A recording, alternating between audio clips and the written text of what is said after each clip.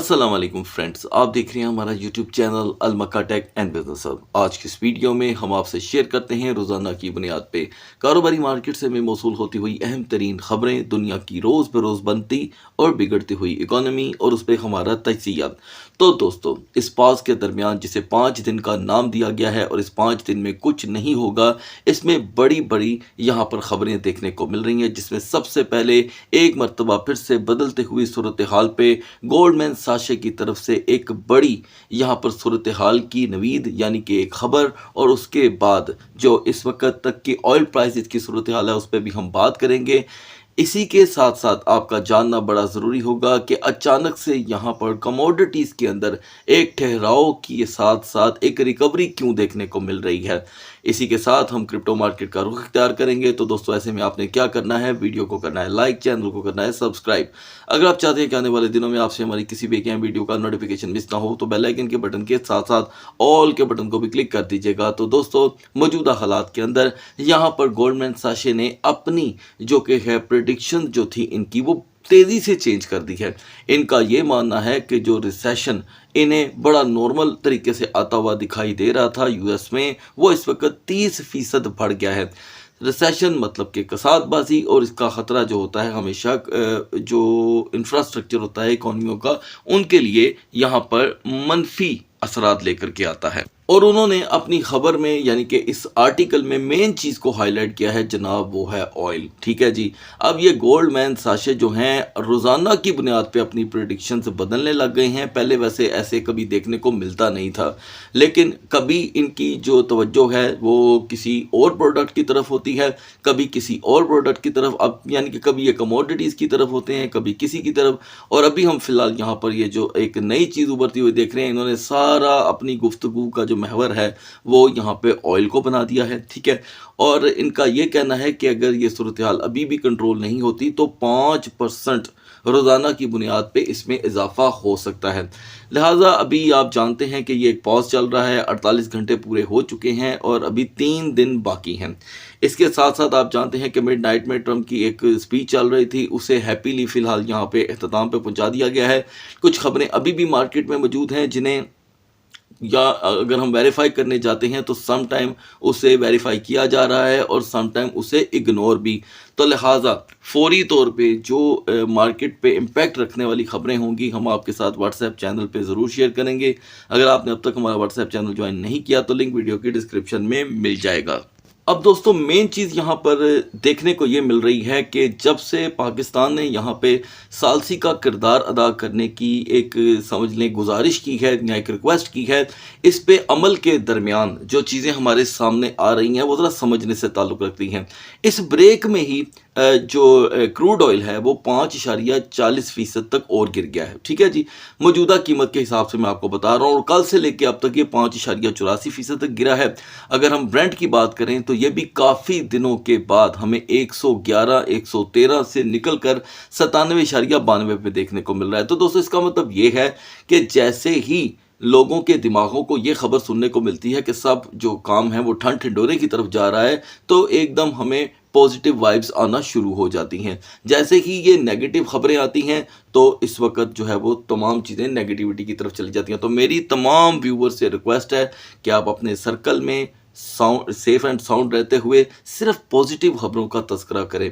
अगर हम खुद ही नेगेटिविटी को बेवजह फैलाएंगे तो यकीन कीजिएगा कि फिर कोई चीज़ भी यहाँ पर आपको सलामत दिखाई नहीं देगी। तो कोशिश करें हर खबर की वेरिफिकेशन ज़रूर कर लें। इसी के साथ एक बड़ी खबर भी दोस्तों सामने देखने को आती है कि UK offer to host international summit on reopening strait of Hormuz. अच्छा, अब यहाँ पर भी कॉन्फ्लिक्ट है। जहाँ पर हम खुद खबरों की रिसर्च करते हैं तो हमें पता चलता है कि वहाँ से हर जो जहाज़ है, ऑयल सप्लाई है, वो नॉर्मली वर्क कर रही है, जिसकी तरदीद भी कई दफ़ा की गई है। लेकिन बावजूद इसके यहाँ पर हमें री ओपनिंग के लिए एक समिट की यहाँ पर डिस्कशन होती हुई दिखाई दे रही है, जिसके ऊपर मज़ीद अगर पेशरफ्त होती है तो हमें इस पर नज़र रखने की ज़रूरत रहेगी कि आखिर इसका मतलब क्या है। The UK has offered to host an international security summit a drop on the viable collective plan to reopen the Strait of Hormuz. Economic fallout from the Iran conflict continues.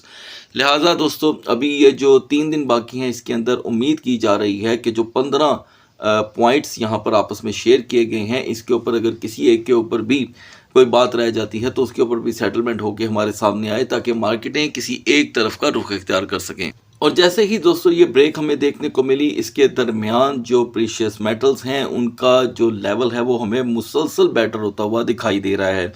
तो ये क्विक डाउन और quick recovery ये काफ़ी ज़्यादा market के लिए ख़तरनाक माहौल क्रिएट करती चली जा रही है।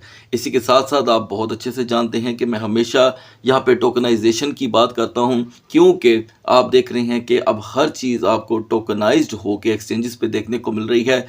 तो इस लॉन्ग और शॉर्ट के चक्कर में भी काफ़ी चीज़ें वोलेटाइल हो रही हैं। अगर हम बात करें कि फ़िज़िकल जो लोग ज़्यादातर ट्रेड करते हैं, इतने ख़तरात, बल्कि बिल्कुल भी ख़तरात उनको नहीं हैं जितने यहाँ पर आपको ट्रेडर्स की शक्ल में देखने को मिल रहे हैं। ज़्यादातर यहाँ पे ट्रेडर्स आप दोस्तों उनको मुखातिब किया जाने लगा है जो फ्यूचर कॉन्ट्रैक्ट की तरफ जाते हैं और उसी को ट्रेड समझते हैं, जबकि मुझे ऐसे लगता है दोस्तों, क्योंकि मैं यहाँ पर एक अच्छी खासी इस चीज़ को टाइम देने के बाद स्टडी कर चुका हूँ कि जो मार्केट के अंदर ज़्यादातर फिज़िकल ट्रेड करते हैं ट्रेडर, तो उन्हें ही कहना चाहिए, लेकिन यहाँ पर ज़्यादातर ये लॉन्ग और शॉर्ट के चक्कर में जो हम लोगों को देखते हैं, ये उन्हीं की वजह से हमें यहाँ पर एक बड़ी वॉलेटिलिटी देखने को मिल रही है, जो आगे चल कर के हैरानकुन इसलिए भी हो सकती है कि मिसाल के तौर पे अगर ये जो कुछ पॉइंट्स हैं इसके ऊपर मिसाल हम यहाँ पर ये सेट कर लेते हैं कि अगर वो पॉजिटिव रिजल्ट नहीं लेकर के आते तो फिर से मार्केटें अपना आप छोड़ सकती हैं।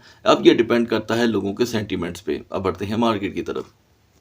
सो guys, now we are in the market और हम यहाँ पर मार्केट की कैपिटलाइजेशन को मिडनाइट की निस्बत यहाँ पर हेल्दी वे में इंप्रूव होता देख रहे हैं और डोमिनेंस में भी 0.20% का इजाफा हुआ है। बहुत से व्यूअर का पूछना था कि सायरन टोकन के बारे में आपकी क्या राय है। देखिए दोस्तों, मेरी कोई भी राय किसी के लिए भी किसी भी सूरत कोई फाइनेंशियल एडवाइस नहीं है, लेकिन मैं आपको बता दूं कि ये टोकन किसी भी सूरत फंडामेंटल स्ट्रॉन्ग कॉइन नहीं है, ठीक है, इसलिए कि ये 3 टाइम यहाँ पर 100 और 120% तक फॉल और रिकवर कर चुका है। तो आप मुझे खुद बताएं कि जो टोकन इतना ज़्यादा पंप एंड डंप होगा, आप क्या उस टोकन को फंडामेंटल कंसीडर कर सकते हैं? सो मेरी तरफ से दोस्तों एक बिग नो है।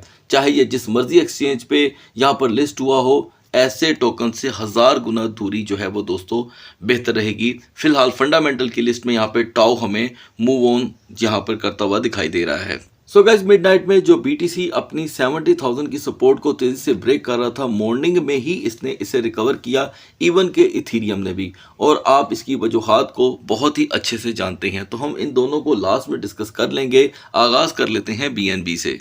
BNB यहाँ पर एक मरतबा फिर से दोस्तों अपनी टॉप रेजिस्टेंस के नज़दीक पहुँचा हुआ है और आप बहुत अच्छे से जानते हैं कि इसकी तकरीबन एक हफ़्ता पहले जो टॉप रेजिस्टेंस थी वो 660 थी, और जैसे ही सेकंड लास्ट वीक का यहाँ पर आगाज़ हुआ तो BNB ने अपनी सपोर्टें और रेजिस्टेंस दोनों चेंज कर दी थी। तो अभी के लिए BNB अपना जो तमाम तर जो समझे रिस्क लेवल है वो 630 पे जा कर के यहाँ पर ख़त्म कर रहा है। बाकायदा तौर पे आप सपोर्ट देख सकते हैं, और ओवर रिस्क को अगर कंट्रोल किया जाए तो वो 620 से 625।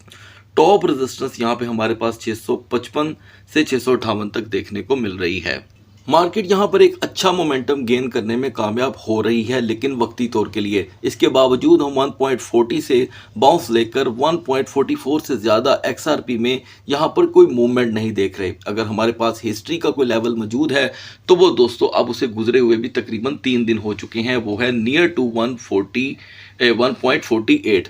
अभी के लिए लिहाजा XRP की मैक्स रेजिस्टेंस जो है वो 1.45 तक देखी जा सकती है। सोलाना ने एक मरतबा फिर से यहाँ पर दोस्तों 90.50 की रेजिस्टेंस को यहाँ पर अपनाया है, लेकिन याद रहे कि मिडनाइट पे हम 88.40 तक पहुँच चुके थे।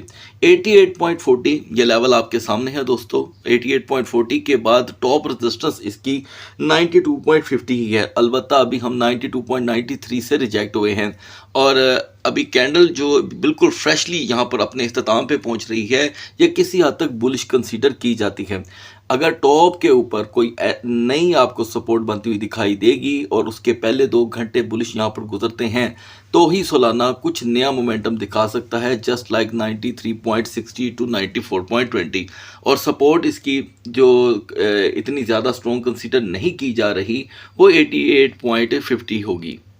इस बीच BCH का जो रवैया है दोस्तों वो काफ़ी स्ट्रॉन्ग हुआ है, लेकिन रेजिस्टेंस के मामले में कुछ नया देखने को नहीं मिल रहा। लिहाजा हम 470 को ही इसकी सपोर्ट कंसीडर कर सकते हैं, यानी कि 480 एक रिजेक्शन का लेवल बना हुआ है इसके लिए, ठीक है। और ज़रूरी होगा कि अगर टॉप रेजिस्टेंस पे हमें एक बुलिश मारूबुजू कैंडल अगर बनती दिखाई देती भी है तो हम यहाँ पर हिस्ट्री को जाकर के स्टडी कर सकते हैं, जो हमें 485 से लेके 488 तक का रिजेक्शन लेवल प्रोवाइड करती है और सपोर्ट, जैसे कि मैंने आपसे पहले भी डिस्कस की। जी कैश जो पिछले 22 दिन से कुछ ज़्यादा हमारे लिए नया यहाँ पे कर नहीं सका, उसने आज के दिन थोड़ी सी रेजिस्टेंस यहाँ पर अपने लिए ओपन की है। मिडनाइट में हम जी के अगर यहाँ पर डिस्कस कर रहे थे दोस्तों, तो हम 226 पे पहले से ही मौजूद थे और इसकी सपोर्ट थी 225 से लेके 229 के दरमियान। तो जी कैश ने यहाँ पर इसके एक अच्छा मोमेंटम जनरेट किया है दोस्तों, और हम 247 का एक नया हाई देखकर यहाँ पर रिजेक्ट हुए हैं। तो याद रहे 250 इसकी हमेशा की तरह एक स्ट्रॉन्ग रिजेक्शन लिमिट रही है। अभी भी हम 247 से अगर रिजेक्ट हुए हैं तो ये बात हमें बताती है कि इसमें इतना कोई वॉल्यूम देखने को नहीं मिल रहा, लिहाजा अभी के लिए इसकी सपोर्ट 240 की है। लेट्स सपोज अगर अगले 1 घंटे तक हम 240 पे वापस नहीं आते तो 235 233 का एक रिवर्सल यहाँ पर इसका टेम्पररी मामला रहेगा, क्योंकि हिस्ट्री में जहाँ से इसकी बिग बुलिश कैंडल बनी है रिवर्सल भी यहाँ पर देखा जा सकता है।